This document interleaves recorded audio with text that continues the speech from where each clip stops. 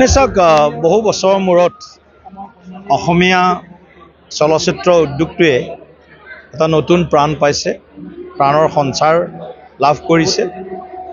আৰু আমি সকলোৱে জানো যে যেতিয়া প্ৰডাক্ট ভাল হয়, যেতিয়া প্ৰডাকশ্যন ভাল হয়, তেতিয়াহ'লে তাৰ ডিমাণ্ড সদায় থাকিব, আৰু ডিমাণ্ড থাকিলে তাৰ ছাপ্লাই চেইনটো শক্তিশালী হ'ব।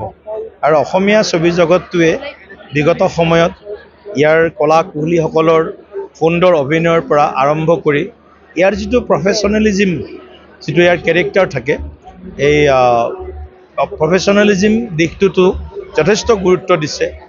আৰু বিশেষকৈ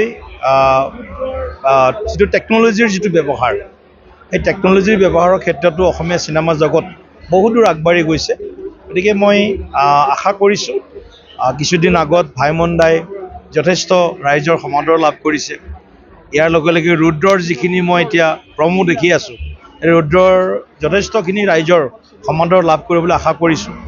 ৰবি শৰ্মাৰ ভাল এক্টিং হ'ব বুলি শুনিছোঁ, আৰু আমাৰ কাশ্যপ ডাঙৰীয়ানী যিজনে এক্টিং কৰিছে, তেওঁৰো ভাল এক্টিং হোৱা বুলি শুনিছোঁ। গতিকে এটা নতুনত্ব এটা অসমীয়া ছবি জগতলৈ আৰু জীৱন্ত যিটো এটা সত্তা, এই সত্তাটো আকৌ ঘূৰি আহিছে। গতিকে মই আশা কৰিম অসমৰ সকলো মানুহে আমাৰ এই উদ্যোগটোক আৰু শক্তিশালী কৰাৰ কাৰণে চিনেমা জগতখনত যিদৰে তেওঁলোকে সহযোগিতা আগবঢ়াইছে আৰু আগবঢ়াওক। আৰু বিশেষকৈ ডেকা যুৱশক্তিয়েও অসমীয়া চিনেমা চাওক। অসমীয়া চিনেমা চালে অসমৰ ঔদ্যোগিক যিটো ভেটি, সেইটো টনকিয়াল হ'ব, আৰু আমাৰ আৰ্থিক দিশতো নিশ্চিতভাৱে কলা কুশলীৰ পৰা বাদ্যযন্ত্ৰীলৈকে আৰু মূল শিল্পী অভিনেতা অভিনেত্ৰীলৈকে প্ৰযোজকলৈকে ইয়াৰ এটা আৰ্থিক দিশ শক্তিশালী হ'ব। সকলোকে বিনম্ৰতাৰ আহ্বান জনাইছোঁ, অসমীয়া ছবি জগতখন বা অসমীয়া ভ্ৰাম্যমান জগতখনকো আঁকোৱালি লওক। আৰু অকণমান আৱেগো থাকে, আৰু আৱেগৰ লগত ব্যৱহাৰিক যি ধৰণৰ মানুহে বিচাৰে, ভাল এটা প্ৰডাক্ট বিচাৰে, কিন্তু ভাল প্ৰডাক্ট দিবলৈ অসমীয়া চলচ্চিত্ৰ উদ্যোগ লাহে লাহে আজি শক্তিশালী স্থিতিলৈ গৈছে। গতিকে মই সকলোকে প্ৰযোজক, কলা কুশলী আৰু মূল অভিনেতা অভিনেত্ৰীকে ধৰি সকলোকে মই আগতীয়াকৈ শুভেচ্ছা আৰু অভিনন্দন জ্ঞাপন কৰিছোঁ।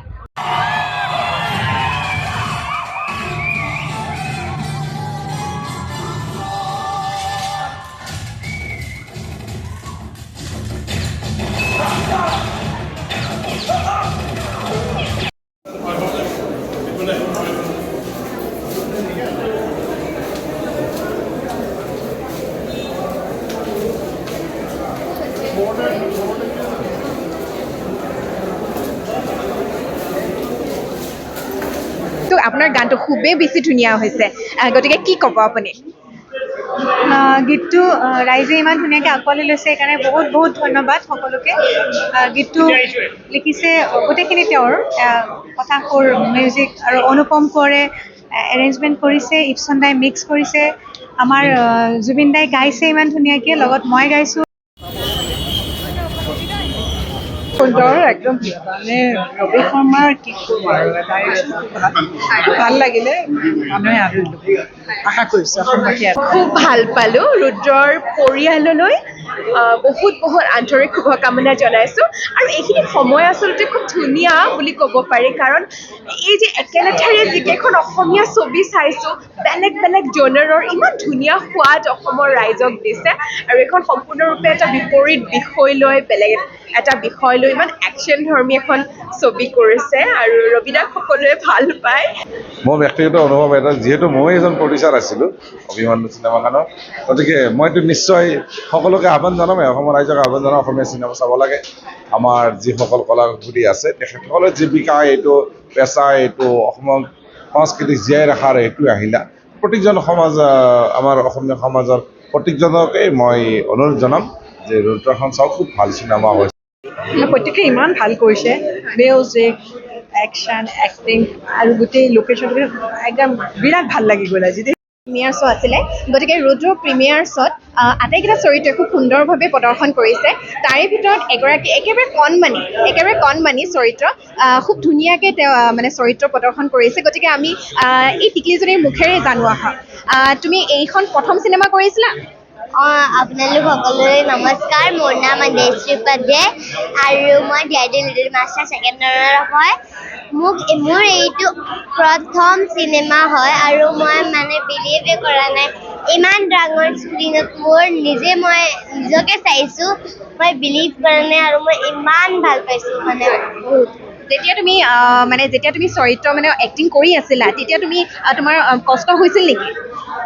একদম কষ্ট হোৱা নাই। মোক এনেকুৱা লাগি আছিল কি মানে মই এক্টিং মানে আমি এইটো এক্টিং মানে ভিডিঅ' শ্বুট হয় না, এইটো আমি কৰাই নাছিলোঁ এনেকুৱা লাগি আছিলে মোক। ইমান ফন মস্তিৰ লগত আমি ইমান কৰিছোঁ, বহুত ধুনীয়া লাগিছে, মানে বহুত ভাল লাগিছে। আমি চবকে লগত ইমান মিলি গৈছিলোঁ। ডাইৰেক্টৰ ছাৰ প্ৰডিউচাৰ ছাৰে মানে ইমান ভালকৈ আমাক শিকাইছে কি তুমি এইটো ক'ব লাগে এইটো ক'ব লাগে, বহুত ভাল লাগিছে। ছাপৰ্টিভ কেনেকৈ কৰি আছিলে মানে ছাপৰ্ট কেনেকৈ কৰি আছিলে গোটেই কেইজনে? চবে কৈ আছে come on this you can do it মানে ৰাতি হৈ আছিলে ন, সেইকাৰণে মোক টোপনি লাগি আছিলে। বাট প্ৰডিউচাৰ ডাইৰেক্টৰ ছাৰবিলাকে মোক কৈছে come on this you can do it, মোক বহুত ভাল লাগিছে। তোমাৰ চিনেমাখনত এটা তোমাৰ মানে ডাইলগ এটা কৈ দিয়া। ডাইলগ পেট বিষোৱাটো সেইটো কৈ দিয়া। আংকল মোক বিৰাট পেট বিষাইছে আৰু মোৰ জ্বৰো উঠিছে। আজি মই স্কুল যাবলৈ নোৱাৰোঁ। চ' আনফেয়াৰ।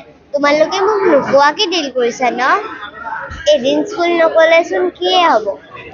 খুব ধুনীয়া মেইন লিডত আছিলে এগৰাকী অভিনেত্ৰী। তেখেতৰ মুখেৰে জনোৱা হওক তেখেতৰ কেনেধৰণে অভিজ্ঞতা হ'ল আৰু তেখেতৰ নামটো কি? তেখেতে প্ৰথম অসমৰ বাবে অসমীয়া চিনেমা এখন তেওঁ যিহেতু অভিনয় কৰিছে, গতিকে তেওঁৰ মুখেৰে জনোৱা হওক।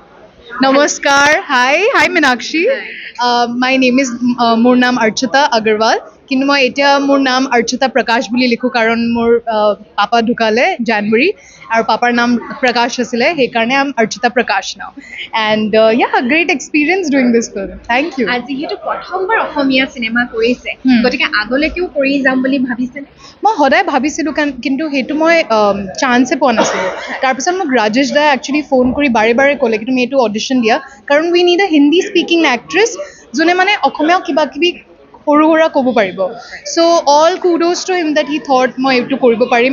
ৰূপক ছাৰে মোক এইটো চান্স দিলে, ৰবি দাই এইটো ছাপৰ্ট কৰিলে। চ' ডেফিনেটলি এভৰিবডি। বাট মই ভাবিছিলোঁ আৰু মই ৰঘুপতি যেতিয়া চালোঁ মোৰ এটা ইচ্ছা আছিলে কি ৰবি দাৰ লগত কিবা ফিল্ম কৰিম। আৰু নেক্সট ফিল্ম যেতিয়া মই অডিশ্যনটো পালোঁ ৰবি দাৰ লগত, মই ভাবাই নাই, মই ক'লোঁ মোক কৰিবই মন।